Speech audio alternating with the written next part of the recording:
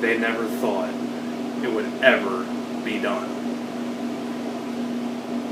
But it finally happened.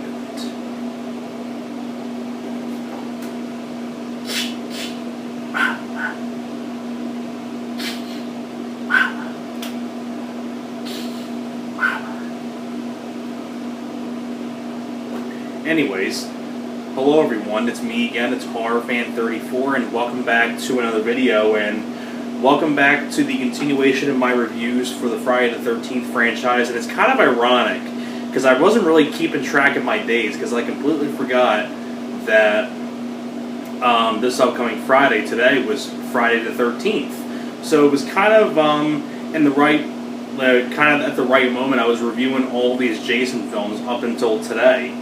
So I didn't even realize that until when I got done the first 8 reviews. I looked at my calendar, I'm like, oh crap, it's Friday the 13th this upcoming Friday, and I'm reviewing the Jason films. So I guess it's perfect timing. So I figured I'd do the last 2 reviews for you guys today on Friday the 13th, and I'll get the rest of the reviews up for Part 9, Part 10 on today, and then I'll do the last 2 for today. Then I'll be done the Jason films, and I'll be concluding it on Friday the 13th. So, happy Friday the 13th to all of you guys out there.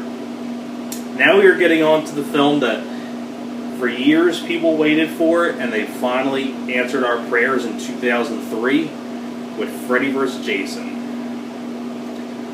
Now, Freddy vs. Jason, like I said, was in 2003, directed by Ronny Yu, same guy that did Bride of Chucky, did this film. Now, I know there was a lot of scripts going on for this movie. I know there was a ton of scripts. Like, there was one script where... Well, and before I get onto that, the DVD's actually signed by Monica Keena, who played Laurie. And you have Catherine Isabel down there, who played Gib in the movie. Both are really nice people, by the way. Really nice people. But... anyways, going on to like what the scripts were, there was a lot of scripts for the movie. There was one where it was like a cult called the Fred Heads. Then there was another one where it was like Jason protecting this girl in his house from Freddy. There was a point where Freddy and Jason went on trial, and just a lot of really strange and really bad ideas that just would not have worked. So then they finally came up with this, and I think this was the best idea that they could come up with based on all the other stories and ideas for scripts they had. I think this is the best they could have went with, and I'm glad they went with this one. Basically, you know, it takes place after the events of Jason Goes to Hell, and basically Freddy, basically what happens is that Freddy...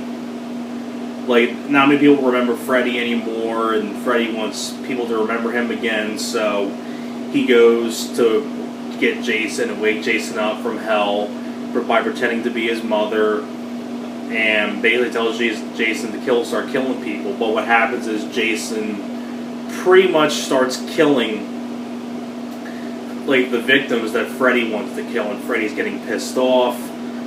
So then, basically, it comes down to this whole point where Freddy and Jason come fight the fight with each other. And that's pretty much what it's about. And now, getting on to the film itself, watching this film again, I had a fun time watching it. It does have a couple flaws, but overall, I do enjoy the movie.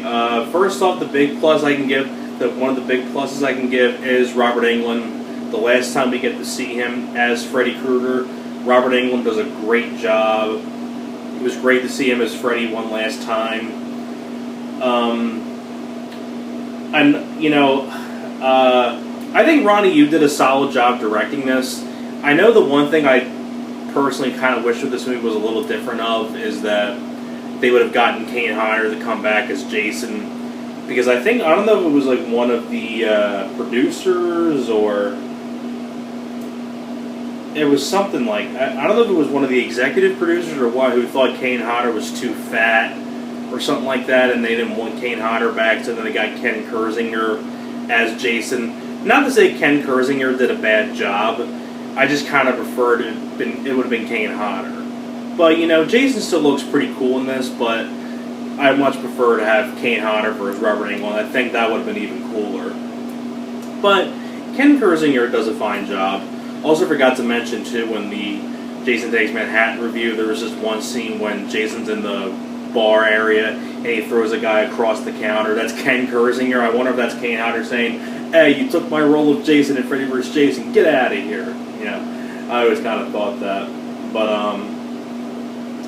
But the rest of the cast, I mean, Monica Keena does fine. I think Monica Keena is a decent part of the movie.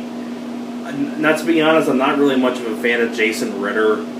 I know that's the son of the late great John Ritter. I love John Ritter, but Jason Ritter just definitely not as good as his dad. Chris Marquette does a fine job. It was cool to see Lachlan Monroe, who I know from films like Dracula 2000, pretty bad movie, but he was one of the only good things in that movie. Catherine Isabelle, it was cool to see her from Ginger Snaps. Like I said, it was great to see Robert Englund one last time as Freddy. I just think like the cast compared to like the other Jason films, even compared to the other Elm Street films, I think this is like one of the weaker casts. I mean, like Monica Keena does fine, Chris Marquette does fine, Jason Ritter, Kelly Rowland, Kelly Rowland. I don't know. I kind of, it's like when I compare it to like other casts of the other Elm Street films, like think about like Elm Street, Lisa Wilcox, Tuesday Night, Heather Langenkamp, Patricia Arquette,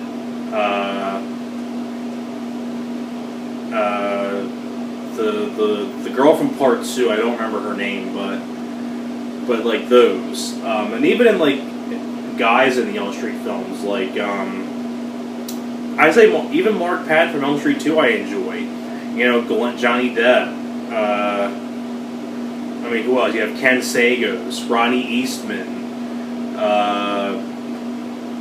even Toy Newkirk and Brooke Thies from Elm Street 4. I mean, and like other Jason films, I prefer Dana Kimmel. I prefer Lar Park Lincoln, Adrienne King, Amy Steele, Kimberly Beck, Melanie Kinnaman, Jennifer Cook. Sorry about that, guys. My iPad stopped recording for some reason. Sometimes that iPad doesn't. It pisses me off. But like I was saying before, I'll probably have to merge these two parts together into one review. But I didn't want to redo the video. But like I was saying, I prefer like the other cast members. Like, not to say this cast did a bad job. I just prefer the other cast members of the other Elm Street and especially Jason films. But the finale is great, and when Freddy and Jason go at it with one another, I thought that was a lot of fun. It's bloody, it's graphic, it's action-packed, and things like that. It was just really cool to see these two on screen together, facing off against each other. That was a lot of fun to see. I was always sad there was no sequel to this, because Freddy winks at the camera with his severed head and he laughs. Kind of makes me wonder. I would hope there would have been a Freddy vs. Jason 2, but I don't know what happened with that, to be honest. But Freddy vs. Jason overall, it's a fun movie. Like I said, a couple of the flaws. Cast is not as strong as the other Jason films and even the Elm Street films. I thought there were a couple of aspects in here that I thought were kind of dumb, like Jason being afraid of water and things like that. Granted, he drowned in Camp Crystal Lake and like he uses water as a weakness. Like, I just didn't really get that. But I say overall, I mean, and like I said, there's some funny bits of dialogue, like especially like these two jocks like taunting Jason in the cornfield, and he turns one guy's neck around and things like that. They throw like this fluid on him and they light him on fire, but it doesn't do anything, and things like that. But overall, really fun movie. Robert Englund does a great job. Ken Kirzinger is decent, but I prefer Kane Hodder. The finale is a lot of fun. That's another big plus I can give this movie. The finale is a lot of fun. It's bloody. It's action-packed. Like I said, the cast's not as strong as the other films, but I still think they're a decent cast. But, you know, Kelly Rowland, Jason Ritter, not much. But I like Monica Keena, Chris Marquette, Lachlan Monroe. But overall, I think it's a really fun movie. I really do. So that is pretty much it for my review for Freddy vs. Jason. Thanks a lot for watching, and I will see you guys next time. You guys take care.